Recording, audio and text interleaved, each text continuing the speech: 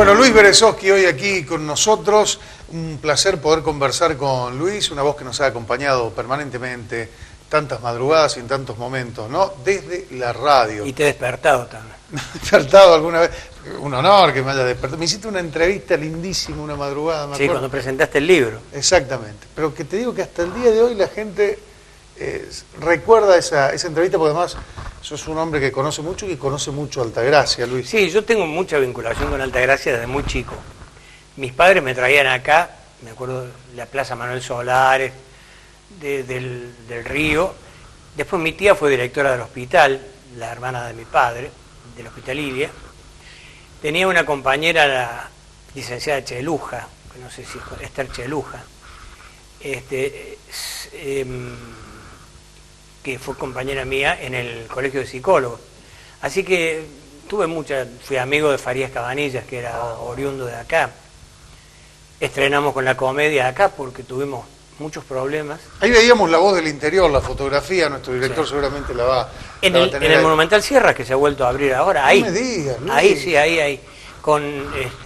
Ahí estoy con Claudia Paz, una gran actriz de la comedia, que fue la última obra que hizo. Cayó desmayada en escena, en esa obra. No acá en Altagracia, cuando la llevamos a la Sala Tejeda. En la primera función, después de este estreno lo hizo bien, acá. Nosotros estrenamos acá porque tuvimos muchas dificultades burocráticas para poder hacerlo.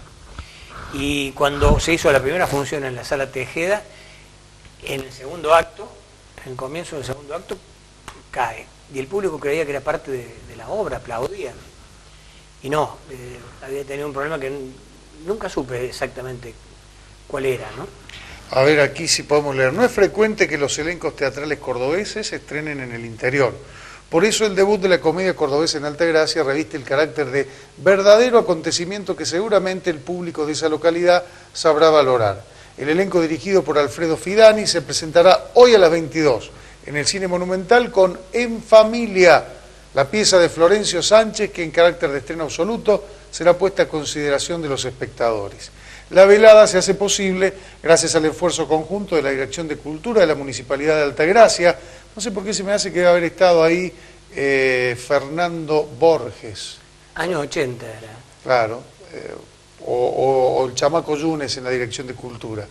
Y la Sociedad Argentina de Letras, Artes y Ciencias de esa localidad, Claudia Paz, Gustavo Chiafitela, Luis Berezovsky, Betty Angelotti, Edmé Arán, Luis Torres, Edeis Bufa y Guillermo Bochetti tendrán a su cargo los diferentes papeles de esta obra en donde se relata la decadencia moral y económica de un grupo familiar a principios de siglo. Y fue la última obra que dirigió Fidani como director estable de la comedia por estos problemas burocráticos. Había que llenar el cine en esa época, Luis, ¿eh? Sí. Digo, en esa época, en cualquier época, la capacidad era fue muy bien porque, claro, era toda una novedad para el pueblo, ¿no? Para la ciudad. Y la prensa local también nos abordó ahí, la radio. También fui amigo y compañero de Luis Luque. Ah, Luis, te debe estar viendo la familia, así que... Sí, hemos tenido mucha relación. Altagracia es una ciudad en la cual yo ya en algún momento llegué a pensar en venir a vivir. Hace tiempo, ¿no? Pero era una ciudad que me gustaba muchísimo. ¿Cómo se llamaba tu papá, Luis? Jacobo, el único nombre. ¿Y tu mamá? Ana Amalia. ¿Hermanos, Luis? Tuve un hermano que falleció menor que yo. Menor que vos. ¿Tu papá qué hacía? Mi papá hizo de todo, era un hombre que nació en la pobreza, en la más extrema pobreza, al punto que él me contaba que dormía cuando era chico en un galpón, en un faro de alfalfa, no tenía cama. Así, eran 6 hermanos, eran 4 mujeres y 2 varones. Mi abuelo era carrero, tenía un carro que con ese hacía flete en el mercado de abasto. Habían sido mis abuelos inmigrantes a comienzo de siglo. Mi papá entonces a los 16 años, 17 años, consigue trabajo en una empresa constructora de caminos, de rutas. Y entonces se va de la casa y tenían puestos donde dormían en la ruta. Y así empezó. Después hizo de todo, hasta vendió radios. Yo tengo recortes de diario, donde dice representante en Córdoba, de radio no sé cuánto, está en este momento porque se hacían sorteos. Hizo de todo. Fue mecánico dental, estudió... Un hombre muy trabajador y con mucho afán de progreso. Después entró a lo que se llamaba la Unión Telefónica, que era de los ingleses. Él llegó a ser jefe de la Unión Telefónica. Y mi madre era maestra de labores, de trabajo manual, pero para niñas. Cuando llega el peronismo, ellos estaban en Huerta Grande, tenían casa asignada en la misma central telefónica. Mi mamá era maestra en Río Ceballos, se iba de Huerta Grande a la terminal de Córdoba, a Río Ceballos, todos los días.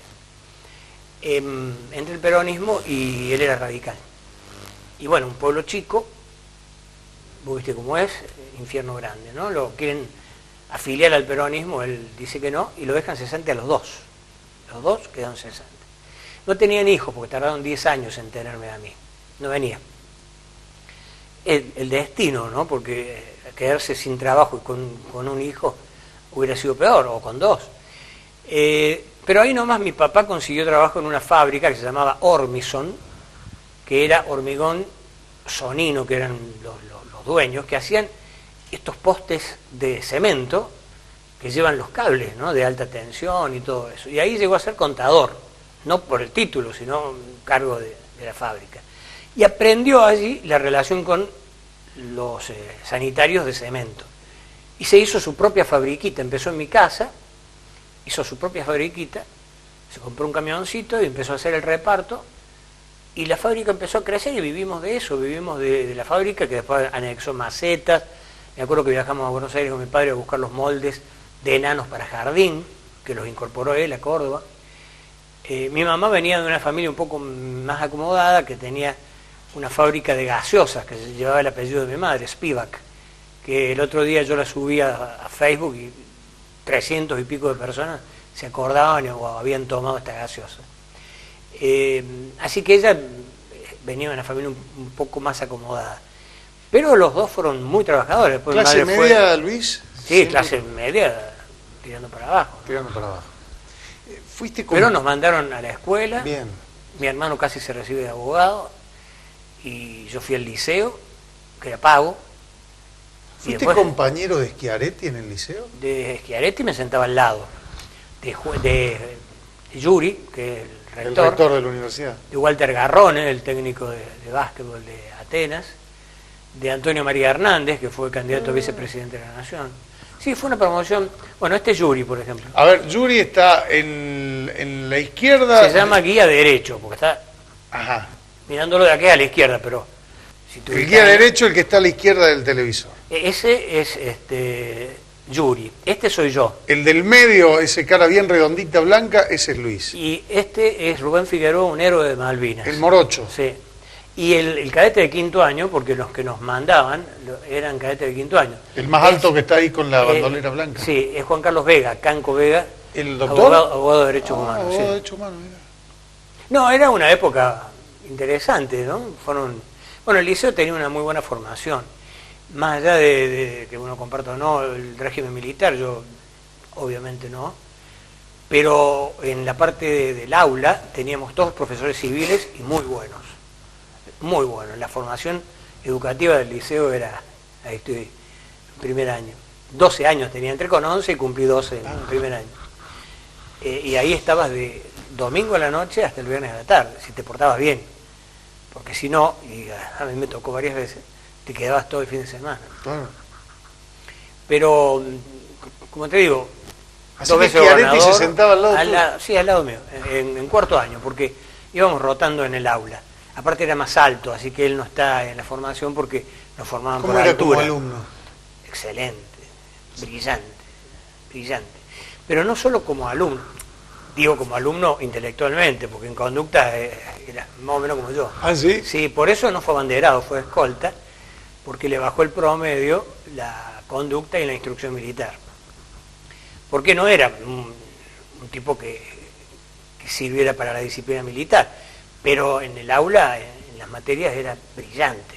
Pasaba y daba cada lección que vos te quedabas con la boca abierta, ¿no? El profesor también. Imagínate, para no tener buena conducta, no tener buena nota en instrucción militar y ser primera escolta bandera, tiene que haber tenido un promedio cercano a 10 en el aula, ¿no? ¿De la Sota? No, de la Sota yo no lo conocí porque no fue al liceo. No, pero digo, ¿qué trato tuviste? No, con De la Sota me ¿Qué llamó. opinas de él? ¿Qué opinas? Y es muy difícil opinar ahora de la persona que no está, y sobre todo con las huellas de lo que ha pasado ayer, ¿no? Claro, oscuros como todo político, por supuesto. Pero el único contacto que tuve con él fue cuando una vez casi se incendia la casa de Raúl Porchetto. Señalo así porque hay una foto. Está la foto de Raúl Porchetto cuando vino aquí al estudio. Claro, y él tiene una casa, vos me decías que era, ¿dónde? San Clemente. Creí que era Ciudad de América. Y casi se le incendia. Colombati dice que es Ciudad de América. Claro, por eso debe ser. Porque yo lo saqué a Colombati esa noche. Él me llamó desesperado porque las llamas, cuando los incendios en Córdoba, se estaban acercando a su casa. Y De la Sota se fue en un avión y aterrizó allí y se ocupó personalmente, ¿no? De que eso. Y después salió al aire conmigo, supongo que para que eso se pusiera de manifiesto. Y me acuerdo clarito que me dijo, un ídolo como Raúl Porchetto, qué sé yo. Tuve eso, una o dos veces que me llamó y que yo le dije, usted sabe, gobernador, que yo lo critico mucho. No, dice, para eso está la democracia. Yo lo escucho todas las noches cuando me voy a Carlos Paz, vivía aquí en Carlos Paz. Cuando me voy a Carlos Paz lo escucho todas las noches, leer los diarios, sí, escucho que me critica, dice, pero eso es parte del juego democrático. No, nunca tuve ningún problema con él. Vamos a hacer la última pausa y venimos para la despedida, Luis. Espero que la hayas pasado bien. Muy bien. Luis Berezovsky hoy con nosotros en esta La Noche de En Voz Alta.